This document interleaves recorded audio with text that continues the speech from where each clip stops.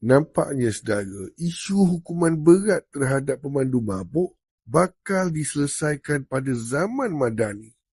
Pertama sekali saya ucapkan salam takziah kepada keluarga mangsa.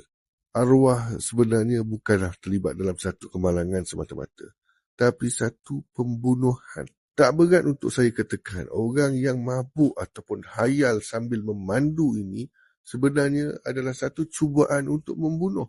Cuma mangsanya belum tentu lagi lah. Hukuman 15 tahun penjara mandatory nampaknya masih lagi belum menjadikan mereka atau orang yang mabuk ini serik untuk memandu dalam keadaan yang kurang sedar. Jadi sebab itu saya katakan, tibalah masanya di zaman Madani perkara ini diselesaikan dan dinoktahkan. Kalau nak diharapkan zaman 33 bulan Kerajaan Perikatan Nasional memerintah dulu, memang tak jadilah, memang tak boleh diharap.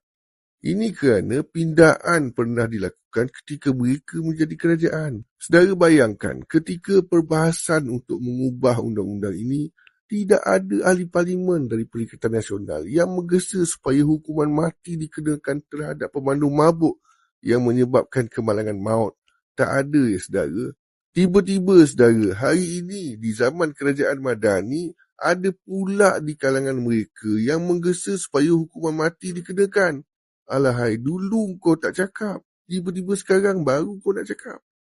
Padahal, pada bulan Februari 2021, terdapat 2 kemalangan yang melibatkan pemandu mabuk yang menyebabkan kematian. Seorang kematian anak muda, satu lagi kematian anggota polis. Apakah tindakan kerajaan PN ketika itu? Tak apalah, mereka ni sembang je lebih. Dah tak jadi kerajaan, baru nak terhege-hege. InsyaAllah saudara, hukuman yang paling berat menanti pemandu mabuk tersebut. Itu janji Menteri Pengangkutan YB Anthony Loke. Malah YB Anthony Loke juga menyasarkan supaya undang-undang ini diubah lagi kepada yang lebih berat. Di zaman Madani ini juga dicadangkan supaya undang-undang diat dilaksanakan. Supaya mangsa menerima pampasan daripada mereka yang bertanggungjawab. Akhir kalam, saya paparkan QR code untuk balu mangsa kemalangan. Di muka buku pun saya dah paparkan juga. Dan Alhamdulillah, dari semua bangsa, Melayu, Cina, India, memberikan derma walaupun seorang sedikit tapi ia mampu membantu insyaAllah.